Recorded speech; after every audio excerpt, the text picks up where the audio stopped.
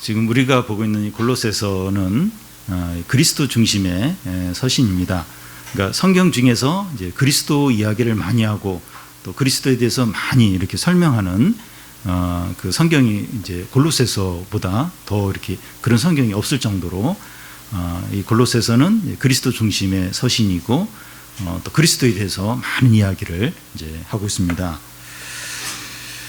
우리의 신앙이 이제 그리스도 중심이 되고 그 예수 그리스도를 알 때 기쁨이 있고 또 풍성함이 있고 능력이 있습니다.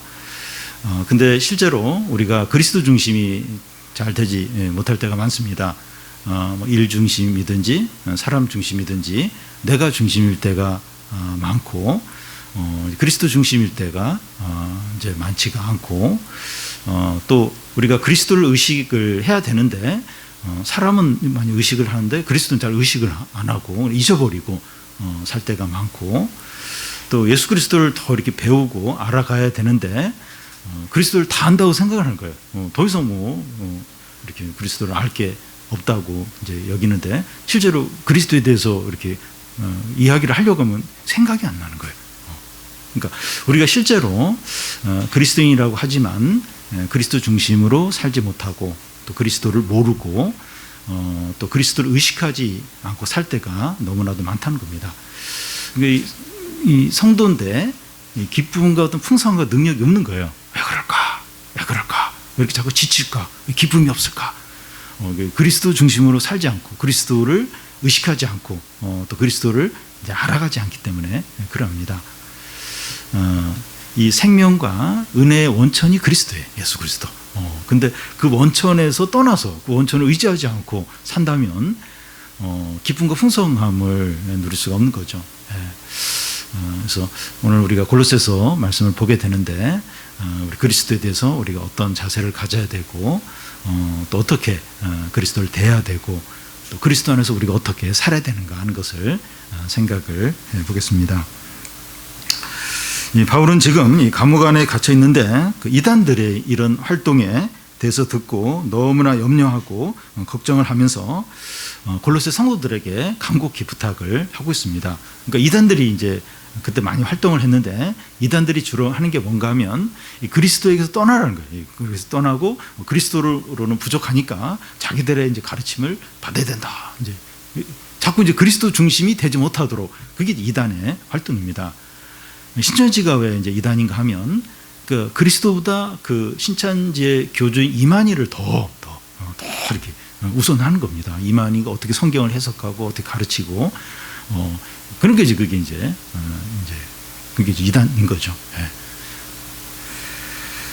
바울은 오늘 말씀에서 이 골로새 성도들에게 골로새 성도들을 위해서 이 걱정하는 목적이 무엇인가, 걱정을 많이 하는데 걱정하는 목적이 뭔가 하는 걸 밝히고 또 그리스도 안에서 더 깊이 뿌리를 내리고 더 자라가라고 이제 말씀합니다. 먼저 이 바울이 힘써서 권면하는 목적이 뭔가 하는 것을 1절에서 3절까지 이렇게 말하고 있는데요. 우리 한 절씩 교대로 읽겠습니다. 내가 너희와 라오디게아에 있는 자들과 무릇 내 육신의 얼굴을 보지 못한 자들을 위하여 얼마나 힘쓰는지를 너희가 알기를 원하노니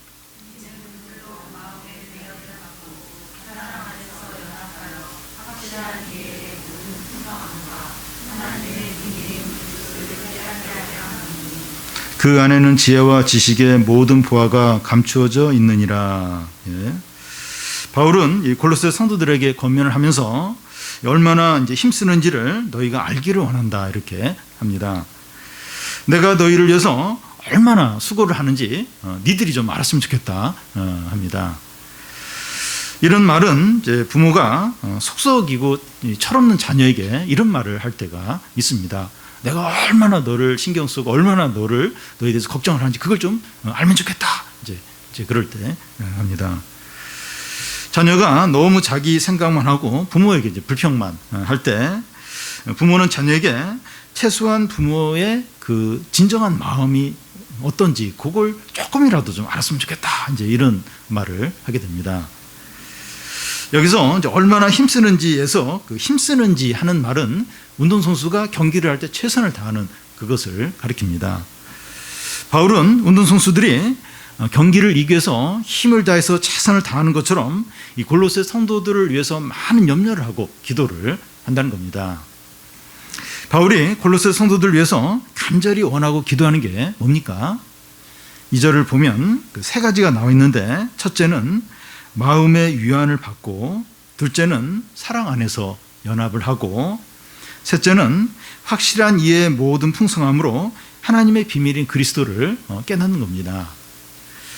이 첫째 마음의 위안을 받는다고 하는 것은 힘을 얻고 격려를 받는 것을 말합니다.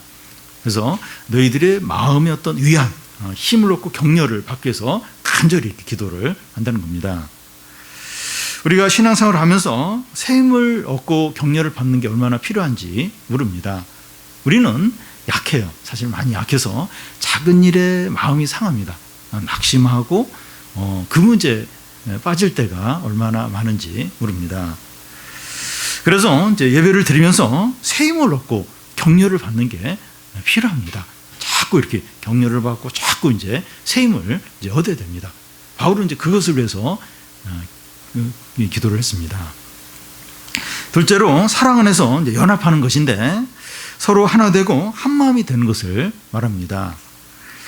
성도가 서로 하나 되지 못하는 이유는 사소한 오해나 자존심 때문일 때가 많습니다. 그러니까 무슨 이렇게 큰 어떤 말씀에 대한 어떤 시각 차이가 크든지 신앙적인 어떤 큰 문제가 있어서라기보다도 사소한 문제, 자존심 문제 때문에 이렇게 사랑하지 못하고 이렇게 다투는 경우가 많습니다.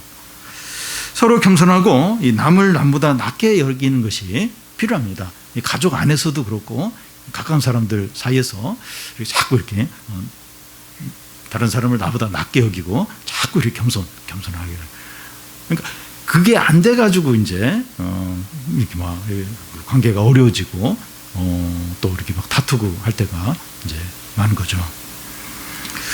이 성도들이 사랑 안에서 연합할 때 능력이 기쁨이 생기게 됩니다. 그러니까 뭘 많이 하고 이렇게 대단한 뭔가를 꼭 해야 되는 게 아니라 그냥 이 성도가 이렇게 하나가 될 때, 이렇게 딱 마음이 연합이 될 때 그냥 막 힘이 생겨요. 같이 있는데 그냥 힘이 생기고 기쁨이 생겨요. 기쁨이. 사랑으로 연합만 해도 그렇게 기쁨이 생기고 힘이 생기게 됩니다. 그런데 앞에 두 가지가 어떻게 이제 가능한가 하면 그 세 번째 나오는 그 확실한 이해의 모든 풍성함으로 하나님의 비밀인 그리스도를 깨닫는 걸 통해서 방금 말한 이 두 가지가 가능하다는 겁니다.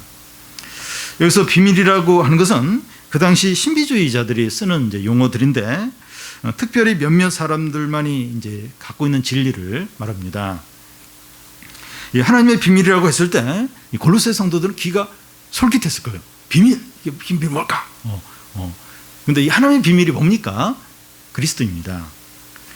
하나님의 비밀이 이제 그리스도라는 것이 무슨 의미인가 하면, 이 하나님의 오래 이 작성 속에 감추었던 것이 이제 그리스도 안에서 나타난다는 겁니다. 이 바울이 이제 로마서 16장 25절에서 말한 것과 이제 같은 건데요. 나의 복음과 예수 그리스도를 전파함은 영세전부터 감추었다가 이제는 나타나신 바 되었다는 겁니다. 그게 뭔가 하면 그러니까 오랫동안 감춰졌다가 그리스도 안에 그 나타난, 그게 이제 뭔가 하면 이 그리스도의 속죄로 인한 구원에 대한 지혜를 말합니다. 그러니까 그리스도가 이제 속죄를 대신 이제 그 희생 제물이 되셔서 그래서 그 사람들을 구원케 하는 그런 어떤 지혜, 구원에 이르게 하는 지혜. 그게 이제 그 오랫동안 이렇게 감춰졌던 이제 지혜라는 겁니다. 여러분, 이 하나님의 비밀인 그리스도를 어느 정도 이제 깨달아야 합니까? 2절 중간에 보면 확실한 이해의 모든 풍성함이라고 하는데, 확실하게 이해를 해야 한다는 겁니다. 이 그리스도를 확실히 이해할 때 모든 풍성함에 이르게 됩니다. 그러니까 그리스도를 적당히 그냥 그리스도에 대한 그리스도에 대해서 잘 알지 적당히 알면 이 풍성함을 못 누려요. 이게 풍성하다, 넘친다 이런 걸 모르게 됩니다. 그러니까 그리스도를 확실히 알아야 이 풍성함을 알게 됩니다. 그러면 이 그리스도를 이해할 때 어떻게 모든 풍성함에 이르게 됩니까? 모든 풍성함에 이르게 된다는데 어떻게 그리스도를 알 때 이렇게 풍성함에 이르게 됩니까? 3절 보면 그 안에는 지혜와 지식의 모든 보화가 감추어 있기 때문입니다. 그리스도 안에 지혜의 모든 보화가 감추어져 있다는 겁니다. 그리스도 안에 이 지혜의 모든 보화, 모든 귀한 것들이 그리스도 안에 다 감추어 있다는 겁니다. 근데 그리스도를 적당히 알면 알 수가 없는 거예요. 알 수가 없는 겁니다. 근데 그걸 확실히 할 때 그리스도 안에 있는 지혜의 모든 보화를 깨닫게 되죠. 그러니까 우리가 이제 신앙생활을 하면서 예수님에 대해서 많이 들었어요. 근데 그게 이제 다 아는 게 아니에요. 다 아는 게 아니고 사실은 그 그리스도 안에는 보화가 엄청나게 많은데 아주 조금 아는 거죠. 근데 그걸 점점 알아가야 하는 겁니다. 그리스도 안에 있는 것은 세상의 정보가 아닙니다. 주식이나 또 부동산이나 대학 입시에 대한 정보가 아닙니다. 이런 정보들은 이 돈이나 성공과 연결되어 있지만 보화가 아니에요. 보화가 아니라 썩은 지식입니다. 그러니까 그 6개월만 지나면 6개월도 아니에요. 뭐 한 달만 지나면 싹 의미가 없어요. 그 당시에 뭐 사람들이 막 관심을 갖는데 부동산 정보나 또 뭐 주식 정보나 대학 입시나 1년만 지나면 쓸 데가 없었어요. 그러니까 다 썩은 지식입니다. 그런데 이 그리스도 안에 있는 지식은 사람을 살려요. 영생을 주고 하나님 나라의 모든 귀한 것들을 소유하게 해줍니다. 뭐 당장은 뭐 이렇게 돈이 되거나 당장이 어떤 뭐 유익이 되는 건 아닌데 영생을 줘요. 사람을 살려요. 구원에 이르는 지식이 됩니다. 바울은 그리스도 안에 있는 지식을 알고 나서 고백하는 게 뭡니까? 이 모든 것을 해로 여기고 배설물로 여긴다는 거예요. 이 빌립보서에서 모든 걸 배설물로 여긴다는 거예요. 이 그리스도라는 지식이 너무 고상해가지고 자기의 모든 자랑들, 모든 아는 그런 지식들을 다 배설물로 여긴다는 겁니다. 예수 그리스도를 가졌거나 예수 그리스도의 예수 그리스도의 소유가 된 자는 모든 것을 가진 자입니다. 바울은 이 고린도 후서에서 그리스도 안에 있는 자가 얼마나 풍성한가 하는 것을 말한 적이 있어요. 무명한 자 같으나 유명하고 죽은 자 같으나 살아있고 근심하는 자 같으나 항상 기뻐하고 가난한 자 같으나 많은 사람을 부욕해 하고 아무것도 없는 자 같으나 모든 것을 가진 자라는 겁니다. 이 그리스도 안에 있는 이 보물과 풍성함 때문에 그리스도인은 아무것도 없어도 남들이 볼 때 뭐 이렇게 자랑할 것도 없고 또 뭐 돈이 많은 것도 아니고 사회적인 지위가 있는 것도 아니고 아무것도 없어도 너무나 풍성하고 부유하다는 겁니다. 아무것도 가진 것이 없는데 모든 걸 가진 자이고 근심하는 자 같은데 항상 기뻐하는 자라는 겁니다. 그래서 이 그리스도 안에 이 온갖 좋은 보화들이 다 있기 때문에 그리스도인은 눈에 가진 게 없어도 엄청나게 부유하고 풍성한 자라는 겁니다. 앞에서 바울이 골로새 성도들을 생각하면서 이 간절히 원하고 기도하는 것은 그들이 마음의 위안을 얻고 사랑 안에서 연합하고 하나님의 비밀인 그리스도를 깨닫는 것이라고 했습니다. 그런데 이 앞에 두 가지가 가능하려면 하나님의 비밀은 그리스도를 깨닫는 걸 통해서 이렇게 마음의 위안을 얻고 서로 사랑하는 게 가능해집니다. 예수 그리스도 안에 있는 지혜와 지식의 모든 보화를 맛보고 누려야만 마음 안에 어떤 위안이 있고 위로가 있고 서로 사랑하게 되기 때문입니다. 그래서 그리스도 안에 있는 이 모든 보화 지식을 깨닫고 알 때 마음의 위안이 있어요. 마음의 진정한 위로를 받고 서로 이렇게 사랑할 수 있게 됩니다. 직장 안에서나 가정 안에서 궁핍하고 부족하면 서로 막 지나치게 경쟁하고 다투게 됩니다. 예를 들어서 집에 이제 세 자녀가 있는데 부모가 아이스크림을 2개만 사세요. 돈이 없어서 그런지. 그러면 뭐 그거 안 샀으면 모르는데 사와가지고 오히려 분란이 일어나요. 싸우고 막 난리가 납니다. 근데 아이스크림 한 30개 이렇게 사서 냉장고 안에 탁 넣어놓으면 안 싸워요. 서로 막 형 이거 먼저 먹으라고, 누나 먼저 이거 먹으라 이러면서 사이가 얼마나 좋은지 몰라요. 이렇게 많으면 서로 이렇게 사이가 좋습니다. 이렇게 서로 사랑을 많이 하게 되죠. 성도가 공동체에 나올 때마다 새 힘을 얻고 격려를 받고 사랑 안에서 서로 하나가 되려면 다른 길이 없어요. 그리스도 안에 있는 모든 보화를 얻어야 합니다. 이게 말씀을 통해서 그리스도 안에 있는 이 보화, 또 풍성한 것, 모든 좋은 것들이 이렇게 발견되도록, 그게 누려지도록 하는 것밖에 없어요. 그래서 뭐 이렇게 교회에 온다고 해서 누가 뭐 현금을 나눠주는 것도 아니고, 누가 뭐 그 어려움을 막 상담해서 당장 해결해 주는 것도 아니고, 근데 이렇게 위안을 얻고 서로 사랑하고 그러려면 이 말씀을 통해서 그리스도 안에 있는 보화들, 모든 좋은 것들이 막 드러나고 누려질 때, 그때 이제 마음의 위안을 얻고 서로 사랑하고 풍성함을 누리게 되는 거죠.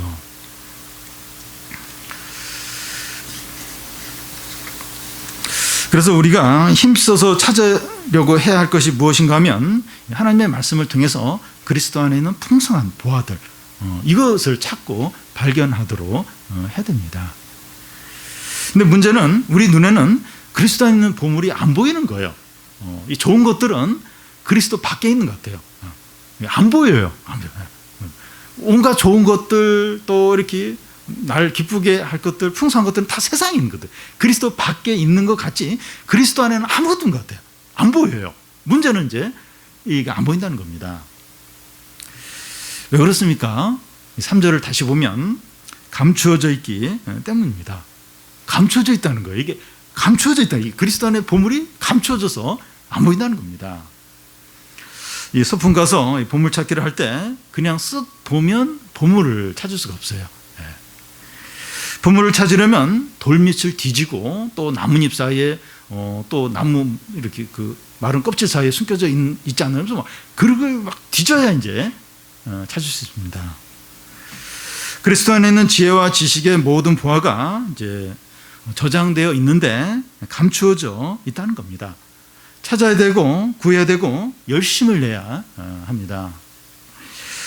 기도도 하지 않고 성경도 읽지 않고 예배도 드리지 않으면서 드리지 않으면 아무것도 찾지 못하는, 아무것도 얻지 못하는 겁니다. 뭐 그리스도의 안에 뭐 보화가 있다고 하는데 뭐 모르겠다. 기도도 안 해요. 말씀도 안 봐요. 그러면 이제 못 찾는 거예요. 아무리 뭐 이렇게 그걸 갖고 싶다 할지라도 안 찾으면 모르는 겁니다. 물론 어떤 가정과 수준에 이르는 사람만이 이제 그리스도 안에 있는 보화를 얻을 수 있는 것은 아닙니다. 제자훈련 많이 하는 그런 교회에서는 몇 단계, 5단계, 10단계 거쳐야 그래야 이제 이렇게 그리스도의 보화를 발견하고, 또 교회를 뭐 몇 년 다녀야 뭘 해야 그런 건 아니에요. 모든 사람에게 열려 있습니다. 누구든지 찾을 수 있고 맛볼 수 있고 누릴 수 있습니다. 믿음을 가지고 찾고 구할 때 누구든지 누릴 수 있습니다. 구하라 그러면 얻을 것이요, 찾으라 그러면 찾을 것이요, 두드리라 그러면 열릴 것입니다. 그 옷을, 좋은 옷을 좀 싸게, 또 화장품을 좀 싸게, 좋은 거, 또 세탁기를 좀 좋은 걸 싸게, 이렇게 좋은 거 찾으려고 할 때 막 인터넷을 막 1시간, 2시간씩 막 찾습니다. 그러니까 자기에게 중요하고 관심 있는 거 막 시간을 아끼지 않고 몇 시간씩 찾아요. 근데 이렇게 그리스도를 알고자 하는 그런 건 잘 안 찾아요. 다 안다는 거예요. 다. 그래서 그냥 뭐 좀 이렇게 모르고 또 이렇게 이제 혼동되는 그런 것에 대해서도 더 찾으려고 안 해요.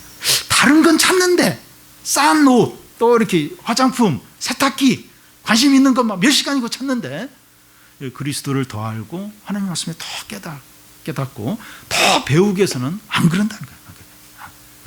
그런데 이게 숨겨져 있다. 그리스도 안에 보화가 숨겨져 있는데 찾으라는 거예요. 열심을 내라는 겁니다. 보물 찾기 하듯이 인내하면서 찾으라는 거예요.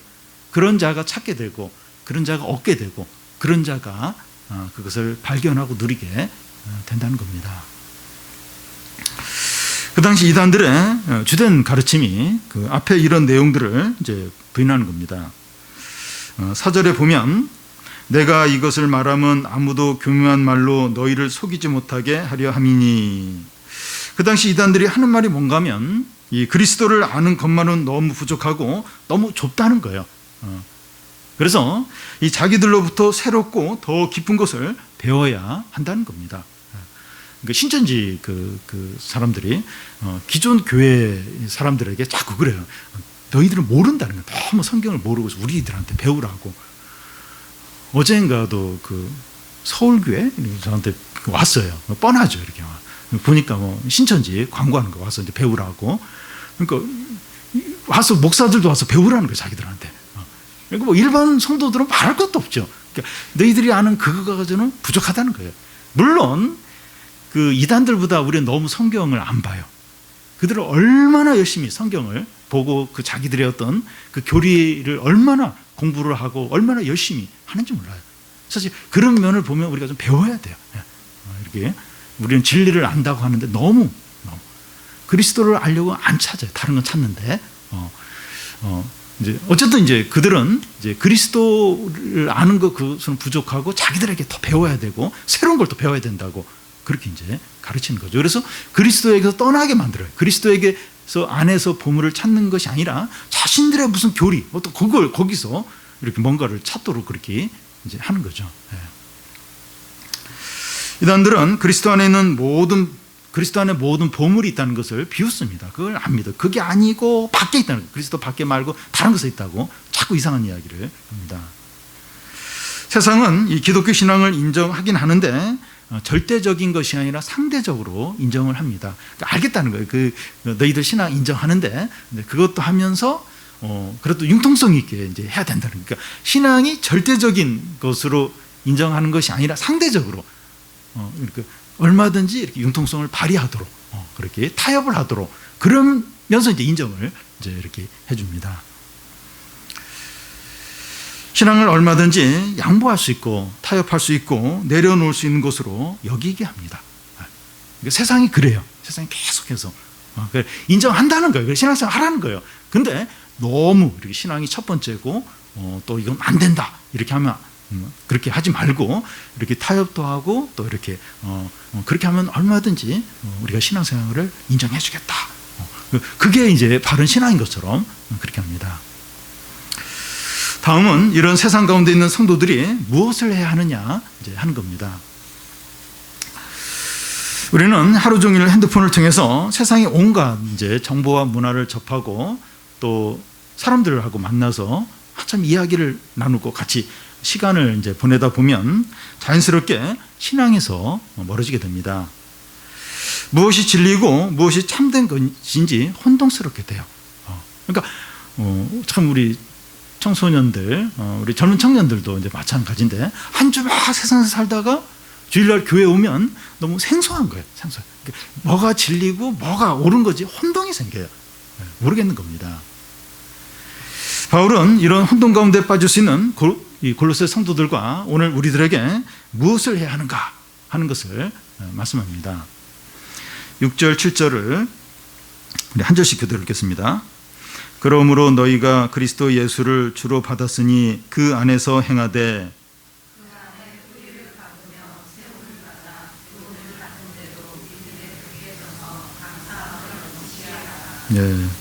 이 성도들을 향한 세상의 메시지는 그리스도 밖으로 나오라는 겁니다. 그리스도 밖에 새로운 것이 있고 더 좋은 것이 있다는 겁니다. 너무 이렇게 그리스도 중심으로 살려고 하고 뭐 예수님 말씀 일하니까 재미가 없다는 거예요. 이러니까 그리스도 밖으로 나오라고. 이 밖에 그리스도 밖에 새롭고 좋은 게 많이 있다고 말합니다. 행복해지고 풍성해지고 성공하고 싶으면 그리스도 밖으로 나오라는 거예요. 신앙을 뭐 절대적으로 여기고 그렇게 하지 말고 그냥 적당하게 신앙을 적당하게 하면서 왔다 갔다 하라는 거야. 왔다 갔다. 그렇게 하라는 겁니다. 근데 바울은 이런 메시지를 듣는 성도들에게 무엇이라고 단호하게 말합니까? 너희가 그리스도 예수를 주로 받았으니 그 안에서 행하라. 너희가 그리스도 예수를 주로 주님으로 받았다는 겁니다. 너희들이 예수님을 믿는다고 하는데 그것이 예수님을 주인으로 삼는 거라는 거예요. 그리스도가 우리의 모든 것을 결정하고 책임지십니다. 이제 그런 관계로 들어갔다는 겁니다. 너희가 예수 그리스도로 말미암아 너희가 그리스도 예수를 주로 받았으니 어떻게 하라고 말씀합니까? 그 안에서 행하라는 거예요.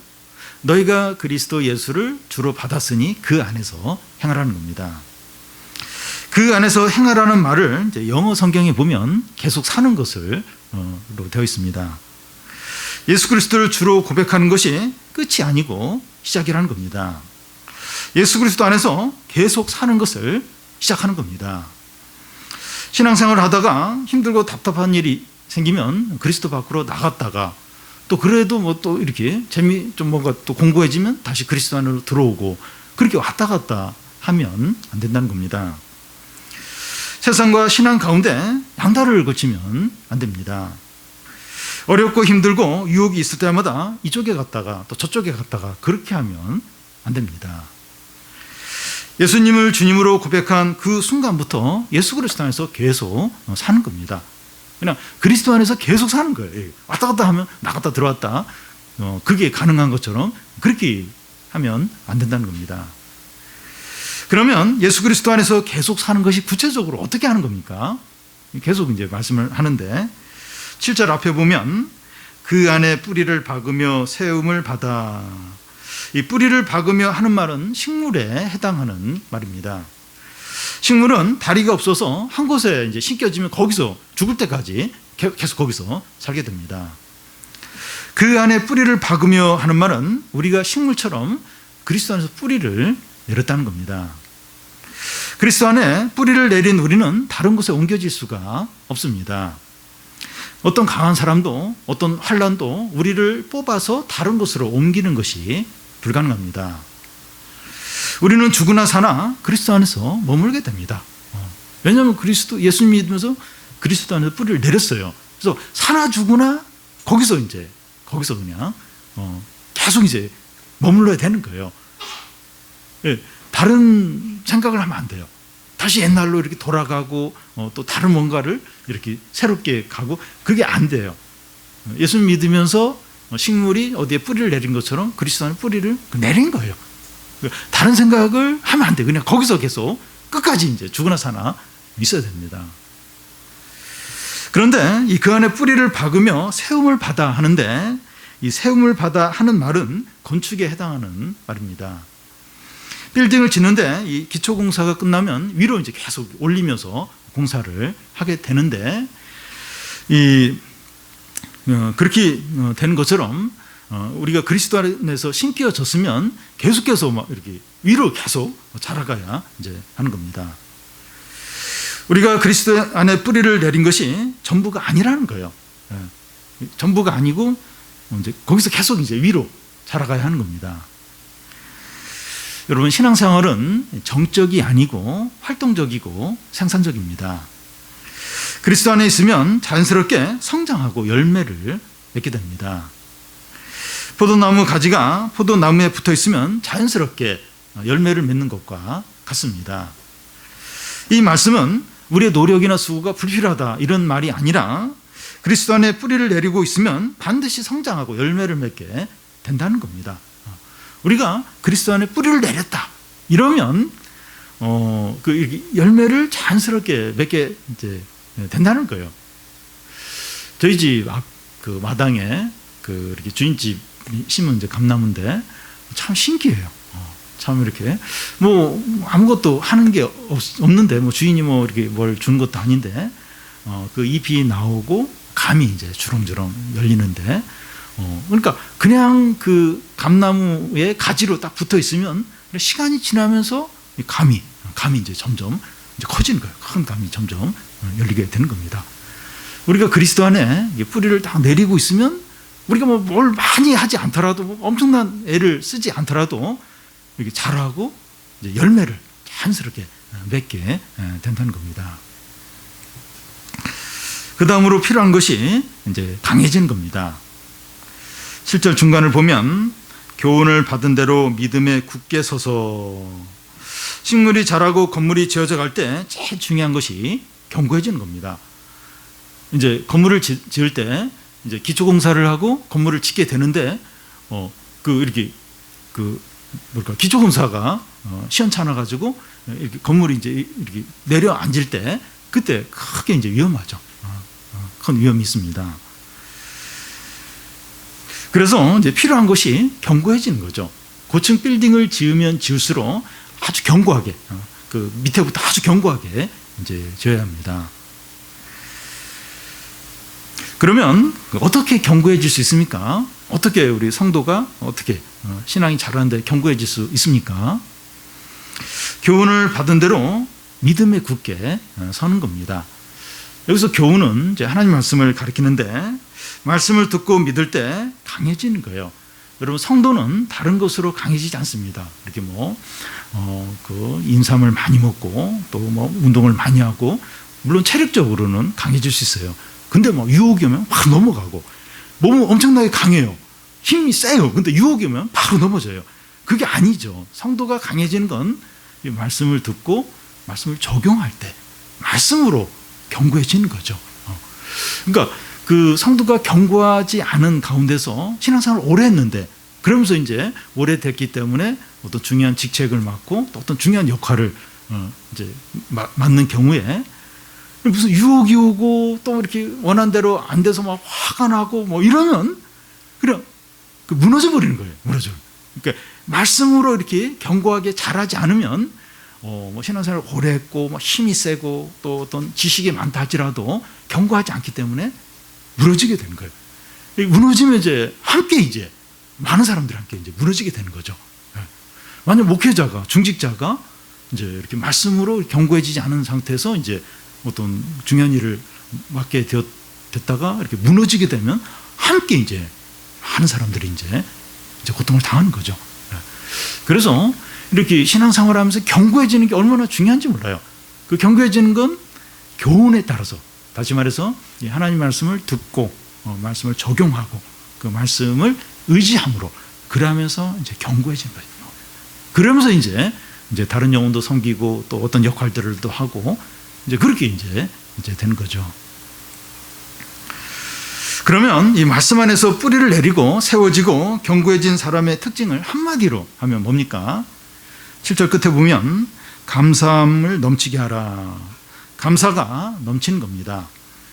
이 감사하는 마음이 좀 드는 것이 아니라 이 감사하는 마음이 가득 차고 넘쳐서 자기도 모르게 감사하는 말이 계속해서 나온다. 그러니까 안에 감사가 가득한 겁니다. 불평이나 원망이 가득한 게 아니라 이게 감사가 그래서 감사가 계속해서 이제 나오는 겁니다. 그리스도인의 감사가 어떤 것이 이제 예를 들면 화재가 났는데 그 집에 이제 어린애가 이제 있는 거예요. 그때 한 소방관이 뛰어 들어가서 애를 딱 구출해서 그 애 엄마한테 인계를 해줍니다. 그때 엄마가 그 애를 받으면서 한 번만 감사합니다 하고 끝나겠어요? 몇 번에 걸쳐서 감사하다는 이야기를 하고, 불이 다 지나 있을 때 소방서에 찾아가죠. 그래서 또 한 번 감사를 여러 번에 걸쳐서 이제 하게 됩니다. 그리스도 안에 사는 성도는 큰 죄와 멸망의 구덩이에서 구원을 받은 자이죠. 그래서 그 감사가 넘친다는 거예요. 감사. 내가 어떤 상태에서 구원을 받았는가 하면서 계속 감사하고 기뻐한다는 겁니다. 사도행전에 나오는 바울이나 베드로가 핍박과 환난 가운데서 감사와 찬양이 그치지 않는 이유는 그리스도 안에 살았기 때문입니다. 그리스도 안에서 자기가 받은 은혜와 사랑과 구원을 항상 생각하기 때문입니다. 그리스도 안에 뿌리를 내리고 성장하고 말씀으로 강해진 사람은 그 마음속에 감사와 찬양과 기쁨이 가득합니다. 그리스도 안에서 뿌리를 내리고 거기서 자라고 강해진 사람의 특징이 뭔가 하면 이 감사와 찬양이 가득합니다. 웬만한 어려움이 생겨도 이렇게 흔들리지 않습니다. 그러니까 신앙생활을 오래 하고 또 여러 가지 은사를 그래서 많이 이렇게 막 섬긴다 할지라도 이 그리스도 안에서 뿌리를 내리고 강해지고 이제 그러지 않으면 흔들려요. 뭔가 좀 어려움이 있고 또 이렇게 생각대로 안 되고 유혹이 오고 그러면 흔들리고 무너지기가 쉽고 불평이 나오기가 쉽습니다. 근데 그리스도 안에서 뿌리를 내리고 그리스도 안에서 강해진 견고해진 그런 사람은 웬만해서 불평을 안 하게 돼요. 항상 감사와 찬양이 넘치게 됩니다. 왜냐하면 이 그리스도는 이 은혜와 생명과 능력의 원천이기 때문에 그래서 그리스도 안에 뿌리를 내리고 거기서 강해지고 거기서 자라고 이런 사람은 항상 감사가 넘치게 됩니다.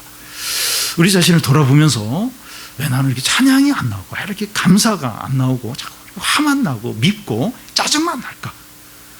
내가 지금 어디에 뿌리를 내리고 있는, 내가 어디에 소속이 돼 있는가? 그걸 생각을 해봐야 됩니다. 그래서 크리스찬인데 그렇게 자꾸 지치는 거예요. 지치고 기쁨도 없고 자꾸 화만 나고 믿기만 하고 오늘도 막 너무 막 화만 내고 누구 미워하기만 하고 그랬다면 내가 이 그리스도 안에 진짜 있는지, 그리스도 안에 뿌리를 내리고 있는지, 그리스도 안에 있긴 있는데 자꾸 그리스도 밖에 있는 걸 바라보고 그걸 의지하고 거기에 마음을 다 빼앗기고 있지는 않는지, 또는 내가 그리스도 안에 있는 건 분명한데 그리스도 안에 있는 거 잊어버린 거예요. 잊어버리고 그냥 아무 생각 없이 살아가고 있지는 않는지 돌아봐야 됩니다. 그래서 우리가 기쁨이 없고 힘도 없고 두려움과 염려가 가득하고 사람을 너무 두려워하고 그렇다면 내가 진짜 그리스도 안에 뿌리를 내리고 있는지, 내가 그리스도 중심으로 살고 있는지, 내가 예수님을 얼마나 바라보고 있는지 한번 돌아보시기 바랍니다. 크리스찬의 힘과 기쁨과 찬양은 다른 데 있는 게 아니에요. 다른 데. 이 그리스도 중심과 또 그리스도 안에 뿌리를 내리고 또 그리스도를 알아가고 거기에 이제 모든 기쁨과 능력과 찬양이 있는 겁니다. 근데 우리는 사실 너무 잊어버리고 그리스도 의식하지 않고 그렇게 살 때가 너무, 그리스도 아예 생각을 안 해. 생각을 안 하고 지낼 때가 너무나도 많습니다. 우리가 하나님 말씀을 붙드는데 결국 이제 하나님 말씀을 통해서 그리스도 안으로 가는 거죠. 그리스도 안에 더 뿌리를 내리고 더 그래서 더 의지하고 그리스도 안에서 더 살아가고 그러기 위해서 이제 말씀을 우리가 이제 보는 것이죠. 오늘 말씀이 우리에게 무엇을 말합니까? 골로새 당시나 오늘날이나 이단들은 그리스도 밖에서 진리를 찾고 필요를 찾도록 가르칩니다. 꼭 이단은 아니더라도 세상이 그래요. 세상. 이게 그리스도 밖으로 자꾸 나오라고 해요. 그리고 그리스도 안에 있는 게 얼마나 답답하냐. 그리고 그렇게 있으면 재미가 없다. 망한다. 자꾸 그런 이야기를 하게 됩니다. 여러분, 우리가 TV나 뭐 핸드폰이나 또 세상 사람들하고 막 이렇게 함께 오랜 시간 이렇게 어울리다 보면, 그러다 교회 와서 이제 말씀을 들으려고 하면 그런 생각이 확 들어요. 그러니까 혼동이 돼요. 그리스도 안에 있으면 안전한가? 이거 망하는 거 아닌가? 그리고 어디에 있는 게 더 진정한 행복인가? 그리스도 밖에 어떤 눈에 보이는 그런 걸 의지해야 되는 거 아닌가? 이제 그게 뭐 혼란스럽게 돼요. 세상은 계속해서 그리스도 밖으로 나오라는 거예요. 이단들도 그렇고 우리는 그런 가운데 살아가고 있습니다. 바울이 힘을 다해서 염려하고 기도하는 것이 뭡니까? 하나님의 비밀인 그리스도를 확실히 깨닫는 겁니다. 확실히.